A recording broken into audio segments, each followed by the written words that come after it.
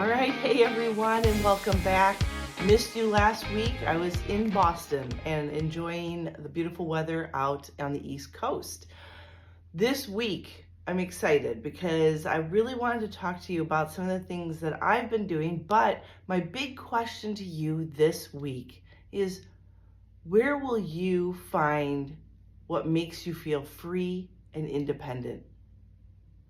I mean, I'm sure you think of it. We've talked about this in other avenues. I've asked a lot of amputees, what is it you want now that you've been through the amputee process? You've got your new new prosthesis, and you're getting out. You're starting to use it more. You're healing. You're getting used to prosthesis. What are your goals? What are your dreams? Where is the ambition to push forward? Because we all need that, right? When we go through something as extreme as an amputation, we tend to live one side of the coin or the other, and it's, woe is me, I can't do anything anymore, I'm incapable, or what can I do, and let me get after it and I'll go till I fail. But my question to you today is, now that you're here, and maybe you're not an amputee, but you are struggling with something else, what is going to make you feel free and independent? What is it you want to accomplish that puts you into that position, into that feeling? And it is a good feeling, right? When we can feel independent once again. I spent many years in bed and at PT offices where I couldn't do much but ice my knee and work on PT exercises and elevate. I had to stay off of it. And, my poor kids were a part of that because I homeschooled through all that. They were, picking up after themselves, and they were little and didn't have their mom running around the house after them. And they were making me lunches, and they were going to all the, all the appointments with me, all the doctor visits, all the PTs, all the surgeries. And being a mom of a house where that is my job, being a housewife and homeschooling our kids, I went from doing everything around the house to doing nothing around the house. And I spent 5 years going through that. And I made goals when I knew that the amputation was my last resort. I started to set goals for myself. What is it I wanted to see myself doing? What would make me happy? What would make me get out of bed and give me purpose and joy again? So I ask you again, what is it that you want from your life? What is it that would drive you forward? And for some of you, remember, we're all lengths of the spectrum on where we're at in our injury, our recovery, and the way we feel, and our lifestyle, and our support systems, and our environments.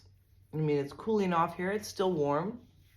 And so, if your goal is to be outside, but you're still in 90+ degree weather, it may not be the ideal moment to try your independence on being outside, walking around.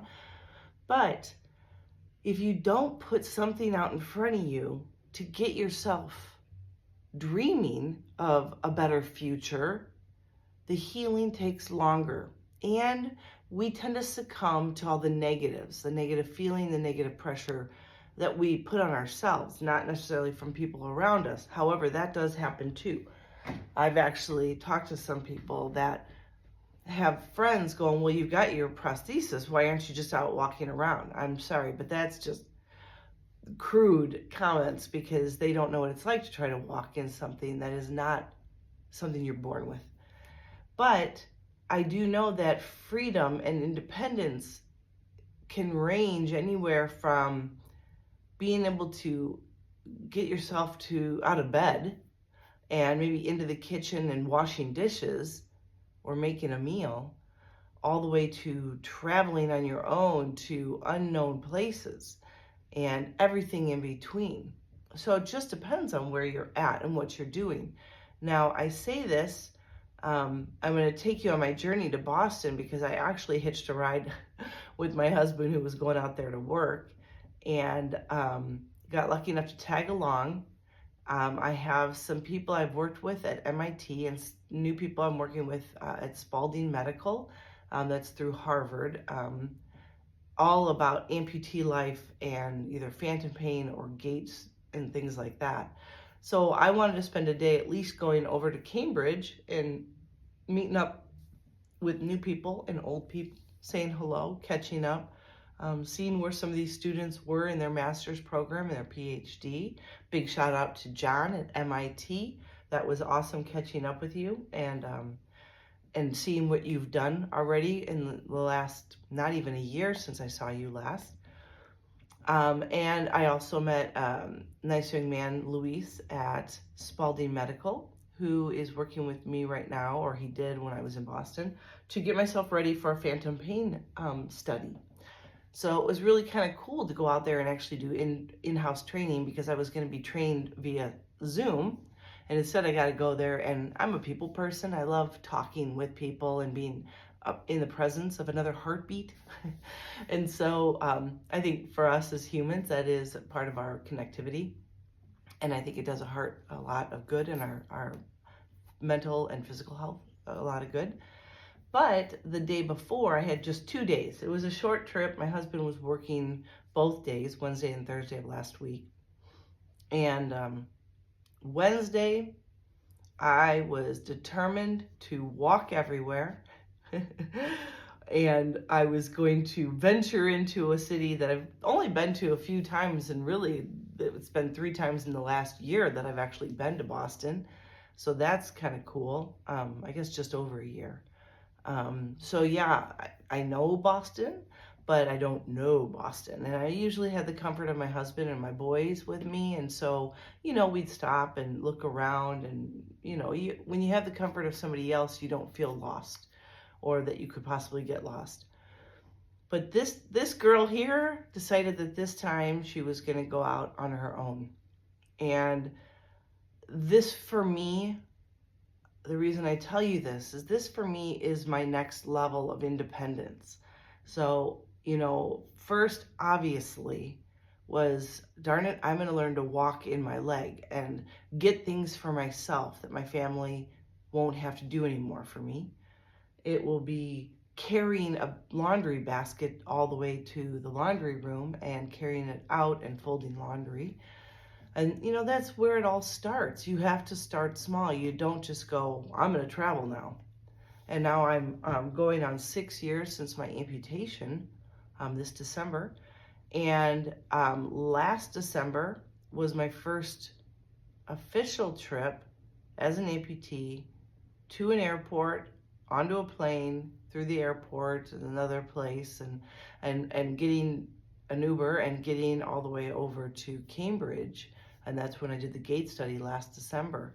And I was so proud of myself, because it was just another thing on my checklist of things to do to show myself I was strong enough, capable enough, and independent enough to do. Not that I do a lot of things independently with a family and with a husband, but every once in a while, sometimes you just need that something to drive you forward and to prove to yourself that you can. Not that we ever would do it again, but the fact that I can makes me feel good. So that was last December, but this trip was different, because even though I got there, I was on my own devices of walking around a big town, all over the town. I did the whole Freedom Trail by myself.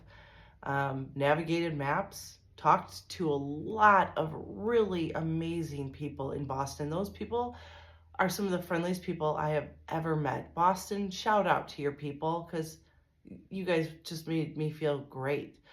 So many people stopped to ask me about my leg, to tell me way to go, that they were proud of what I was doing.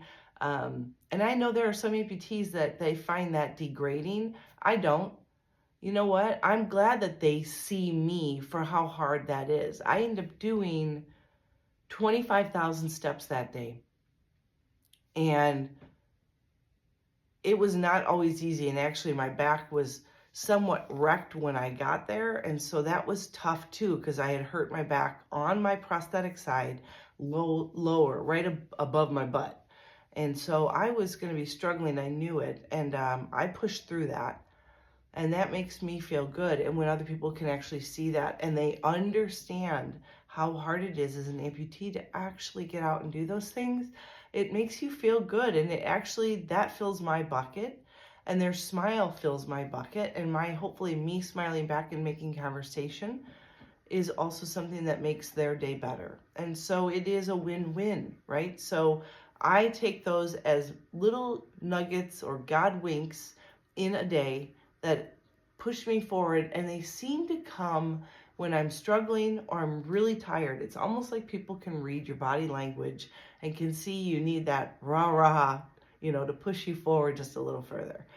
So Boston, love Boston. I would say it's one of my top favorite places to go, just to be a part of the culture and the beauty of it. And I've been there in the summer, I've been there in the fall, I've been there at the Christmas time, and it is gorgeous no matter when you go.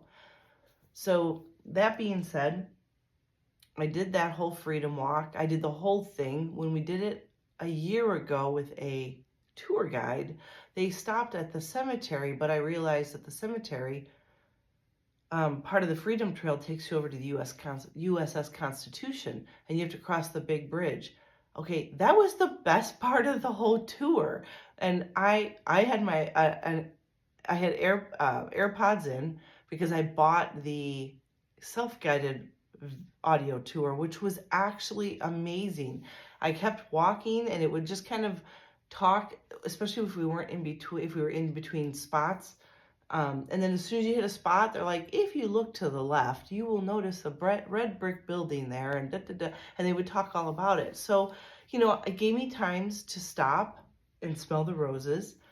I didn't just do it to get through it quickly. I spent the whole day doing that tour. I mean, I think I ate lunch finally around 2:30, and I started first thing in the morning, like 9. So I just took my time and went all over the city. I stopped into stores. I talked with people at the tour offices.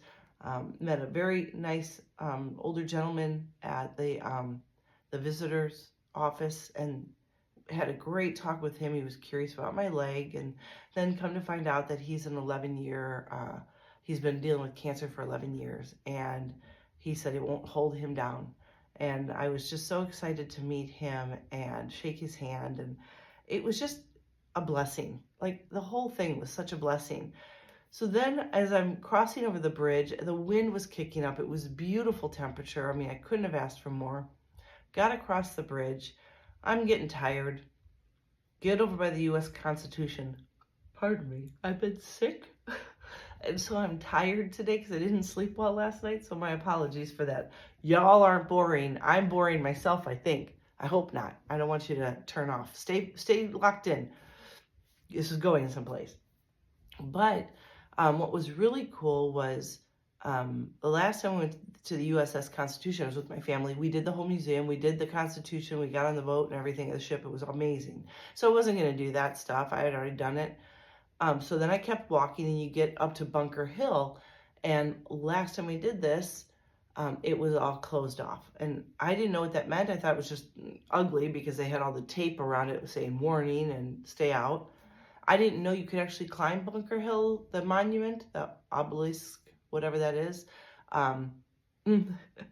And so, not that it hadn't been a hard enough day already, and this was like 2 o'clock in the afternoon, and it was hot at this point in time, but it's like almost 300 steps up in a spiral, and two-way traffic going through, I don't know, a really skinny hallway that barely fit 2 people sideways with a backpack on. And I did that one. I asked the guy at the beginning, the ranger, if you could turn around anytime you wanted. He goes, definitely. Because it says, if you have heart problems, medical issues, this, you may think twice about climbing this. And will tell you, I am not one to shy away from a challenge. And if you know me, you understand that about me, that if someone says this is going to be tough, well, let's go. Let's see what I'm made of. And I'll tell you what, at first I was like, this is easy. Now you have to understand, if you don't know me or you don't know anything about amputees, my leg and most legs do not automatically come up and climb to the next step. So, which means that you are stepping up a step and matching it with your prosthetic peg leg. Up a step, peg leg. Up a step, peg leg. You never get to go up a step, up a step, up this. You're not skipping. So it's always up one step, match the foot, up a step, match the foot, which means that my right quad, the one that actually has my full leg, was screaming at me halfway through. And the kicker was they had I don't even know what their numbers were. If it was every 25 steps, they would tell you where you were at. And it was not a blessing because I couldn't remember if it said it was 275 steps on up the tower or if it was 295. I couldn't remember. And so you first one you see, you're like 100. Are you kidding me? Oh my God, I'm not even a third of the way there. And by 100, the old cement building, no rail on the right side. And if you know how a stairway works that spirals, the inside going up with no handrail also has these skinniest steps where my good foot, I would only get to about my pads of my foot. That's all. If my toe shoved all the way up into the step, that is as much I could get on the step.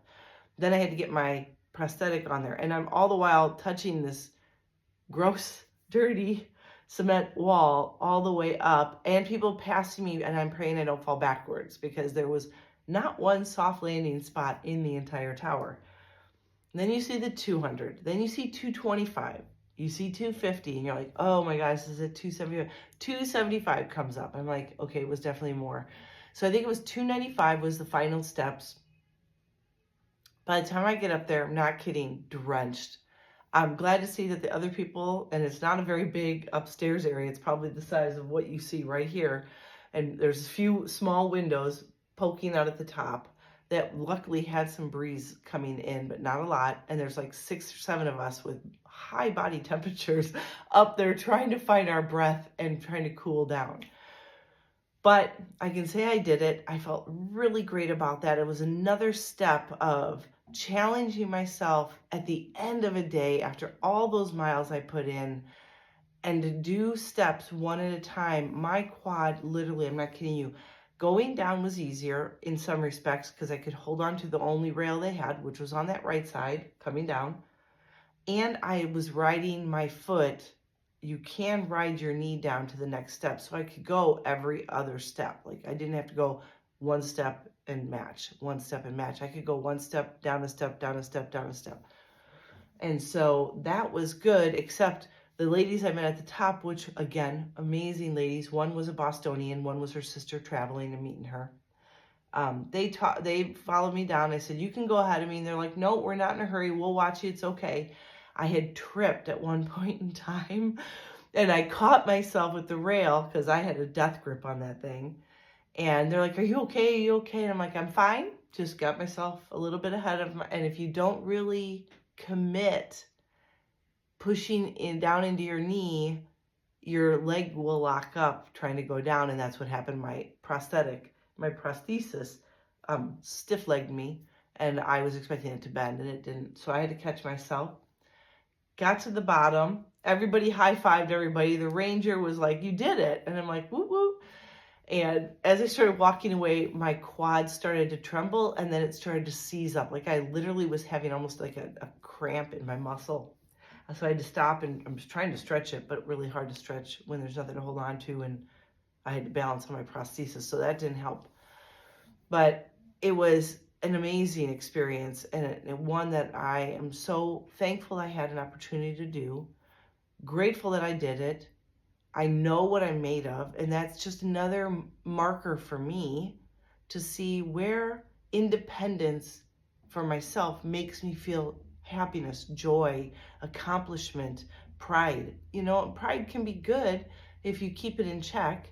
But I wanted you to know that when we choose to push ourselves to the limits, and each one of us our own limits. Your limit might be getting out of bed, and that's awesome. If you push yourself just a little bit every day, you're going to actually create some really strong characteristics, some healthy, strong characteristics, because you're going to get to know yourself, know your body.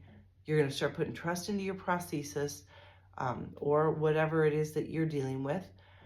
And, you know, we need that. We need to find a way to rise above the challenges that are put in front of us. And, my challenge, like some of you, is not going away. I will forever be challenged. A challenge down the road for me might be my body's getting old and frail at, 75, 80, 90 years old. How will I handle using my prosthetic? How will I handle getting up in the middle of the night without it on? Will my body be able to support me with crutches or a walker? Will my wrists still be okay for that? And so while I'm capable and able, I want to push the envelope because I want to know that I gave it everything I got and I tried everything I could. And I truly can say that I've lived my best life. And that's really what this was all about, was what can I challenge myself to do next? And, my first year, I had a lot of big goals, a lot of very sink your teeth into tangible goals. I wanted to ski, I wanted to run, I wanted to surf. I mean, they were all big sporting events. I sled hockey, I learned how to play sled hockey. There was all of that. And then once you do that, my mental game was, well, what's next? And I actually, after that first year, I had a very quick, steep slope downward mentally because I didn't know what else to do to get that excitement again and that positivity and the mojo of hitting goals. So every time I can, like flying to Boston by myself last year, this time navigating Boston by myself. And I will have to say that I tried 2 new things in Boston. Besides doing the walking tour by myself and the Bunker Hill, I found a ferry and took a boat back all the way across the harbor to our hotel, which was really a fun way to do that instead of just walking back the same way I had just come. And then the next day to Cambridge, my husband was like, get an Uber. And I'm like, nope, I'm going to ride their subway system. So I figured it all out, got to the right place, and got over to Cambridge, no problem. And even had my husband meet me in Cambridge after his meetings on the Red Line. So I was really excited that we both did that together. So, it's those types of things that just can make you feel like you're alive, like you've gotten something accomplished. Some of you will say that you have lists, right? The average person will make a list of things that need to be done on a Saturday, let's say. Some of you might call it your honey-do list. I don't know. But I tried that. My husband doesn't like honey-do lists, so mine's a mama-do list. But it's always things like, right, get kitchen cleaned up, wash the laundry, get it folded, put it away, tidy up your own room, feed the dogs, get the bird feeders filled, things like that. You have your to-do list. And when you check them off, you feel good. You accomplished something that day. This is exactly the same thing. It's what is it that's going to make you feel the freedom of independent living now that you are in the boat you're in. And like I said, it can range from anything from getting out of bed or getting and walking through your house, keeping your leg on all day long. So for some of you, that's a huge thing to get over because once it starts to feel uncomfortable, like mine is right now, a lot of people take it off to give their tissue a break. The problem is you're not building a tolerance of wearing it and finding what does feel comfortable when it starts to feel uncomfortable. So I will sit here, and I know sitting here talking with you guys tends to, after 20 minutes, starts to feel uncomfortable. And that's okay, because I can tolerate it, because I know once I start moving, that'll go away. And I'll go and maybe I'll do the dishes, and I'll be like, gosh, I've been standing all day. And, I'll get 12 hours of standing. And I'm like, I need to sit. And then I'll sit, and then after about a half an hour of sitting, I'm like, I can't sit like this anymore. I'm pinching a nerve or something's wrong. So I stand again. But you don't know how to handle those moments unless you use it to the max and really start to appreciate your problem-solving skills for a situation like that. So it's the same thing. Right? Like last night, when you do a sit, the last night I went to bed, I was just doing shots and I was constant. That's what I do. Constant. And I had to move my legs this way, that way, this way,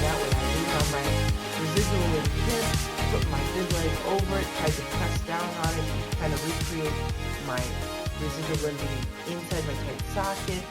So I would do things like that. But I don't know those things unless I go through them. So this week, your independence can bring so much joy and a feeling of accomplishment. But if you don't know what it is that you want from your life now, then it's really hard to get to that level, to goal set, then to find independence, and then to find the joy that comes with hitting those goals. So this week, your call to action is, what does it mean to be independent for you? What does it look like? Write it down. What things will make you feel like you've got your independence back? And think about that for just a little bit. What is it that you most want to accomplish that will maybe take the burden off of somebody else in your family? Maybe feel like you are worth more now because you have the ability. Maybe it's just getting out too. I mean, independence, like I said, a lot of time when we talk about independent living, we see that with a lot of people with disabilities, that independent living means doing the basics to live, laundry and dishes and cooking and shopping for food and keeping your house clean and making your bed. So maybe at this point in your life, in this season of your journey, that is independent living. Maybe you haven't made your bed since you got hurt, injured in the hospital, or lost your leg or your arm. Maybe that is your goal. Maybe it is as simple as making your bed and surprising your spouse, your loved one, your kid with a made bed. I don't know. Maybe it's making cookies for the first time and surprising your college student with some homemade cookies. And then you start to look further. Like I said, I'm 6 years in, and now I can say I have traveled alone. I have walked a city alone. I have done the subway alone. I have taken a ferry alone. Those things make me feel like I can do anything. And that's what I wanted to experience. Yes, you will face a lot of fears. Yes, I was very nervous because I realized that I brought my phone and I was using it for the app to listen to the tour, and my battery was being drained and it was like 11. And I was like, if I'm gone to like 4, there is no way my phone's not going to be dead by then. And then I started to have to get resourceful. I was already too tired. I was not going to walk all the way back to our hotel, to walk all the way back to the visitor center to start the tour. And I was like, oh my gosh. So I did what I shouldn't have done, but I went into like a CVS that I found on the tour and grabbed a charging port, a charging bank, and I bought the cord that I needed to plug my phone in. So now I have an extra one of those because I did have something like that in the room, but I didn't want to go back to get that. So you start to learn. I mean, that was my big, faux pas on that trip, was not going prepared to keep my battery charged. But in this day and age, that stuff you can find everywhere. But when you're thinking this week, what is it that I want to do that will make me feel alive again, independent, and the freedom that comes from that, you are going to love. Start where you're at. Don't just jump to a big, huge task that's going to be almost impossible to finish and only make you more frustrated. Start where you're at. Each one of us can feel the same power of that freedom from doing anything from making a bed or getting up in the morning and getting out of bed by yourself to traveling alone. That is different levels for different people at different parts of the journey. And then someday you're going to look back and go, gosh, do you remember when just getting my bed made was the big thing? And now look at me. And you're going to find yourself traveling, and you're going to find yourself doing the activities you used to love. You're going to get back to it. But it does take drive. It does take commitment. It does take swallowing some fear. There are fears that come up. I mean, I am normally one that likes to be with people. So for me to be out and about in a somewhat unknown city, not my hometown, um, yeah, I mean, anything could have happened. And anything could have happened with my leg. I did go prepared. I had my bag. I had salve in case I got a war wound walking around the town. And I had everything I needed if there was that kind of an emergency. But, the only way to test your resolve and to earn those badges, those stripes, is to face those fears and the unknown of what could happen, what ifs, what ifs. But if you live in the what ifs, you're going to miss out on living.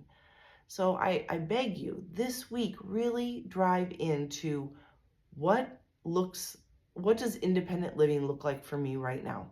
Right now, not future, right now. What is it I can't do, I want to do? And what will make me smile from ear to ear and make me stand up tall and proud that I did that? And that's where you start. And make a list. And it's okay that someday I want to travel alone. Someday I want to do this. Someday. Make a list. But remember to start where you're at. Don't try to jump ahead too far because you might not be totally prepared for that, and then it's not safe. So I ask you to use caution when you do this. Like I said, I'd been to the city of Boston 2 times in less than a year. So I knew a little bit about the city. I had a map. I knew where I was going. The Freedom Trail is pretty easy to follow because it's like a red brick line all the way through their city. And, but I also, just so you know, and this especially to younger people or just anybody with some sort of physical disability, don't ever put 2 AirPods into your ears and shut out the world. Number 1, you can't meet anybody that way. And number 2, you can't tell if someone's up behind you. So safety is priority number 1. Unfortunately, when you fly, you can't take things like, pepper sprays and knives to keep yourself safe. So didn't have any weaponry on me to keep myself safe. But my biggest safety thing is being alert. If I'm alert and keeping an eye on people and walking with people around in crowds, I'm probably going to be pretty safe. But don't ever plug yourself off from the world and negate what's happening around you, because you never know when somebody could be sneaking up behind you. So that's my word of caution on traveling alone. And yeah, so that is how this last week has gone. We've got lots of travel coming up. So I apologize if you see an episode missing in 2 weeks. It's because we're actually traveling again. But I will be back. Have no fear. I love talking with you. I love the feedback that I'm getting from all of you. I hope you do the call to action. I hope you find something that brings you joy and a big sense of accomplishment this week. Really set those goals out there. And yeah, everything I've done so far has been with some trepidation, a little bit of fear, and a bit of anxiety until I get through it. And then I can look back and go, wow, I conquered that fear. I did what I thought I could do. I'm so happy I did it and I didn't cave to that fear. You can do that too. Just use common sense, be cautious and smart. If you're out in public, be listening, be looking around. Don't be the person with your head in your phone, earplugs in, and you can't see or hear anybody. Look around. I mean, and maybe that's why I met so many people, because I was making eye contact. But if you make eye contact, then no one's going to be sneaking up on you. So I hope that you are doing well. Thank you for hanging in there last week when I didn't come on and being back here this week. And please spread the word. I would love to grow my audience. Please share my YouTube channel. Please share my my podcast with people you think could use some motivation, some call to actions, some activity to get them going. Maybe they're in a slump. I would love to be able to say that I can help somebody out there. So you guys are a blessing to me. Thank you so much for being here at Be a Warrior podcast. And until next time, and as always, be healthy, be happy,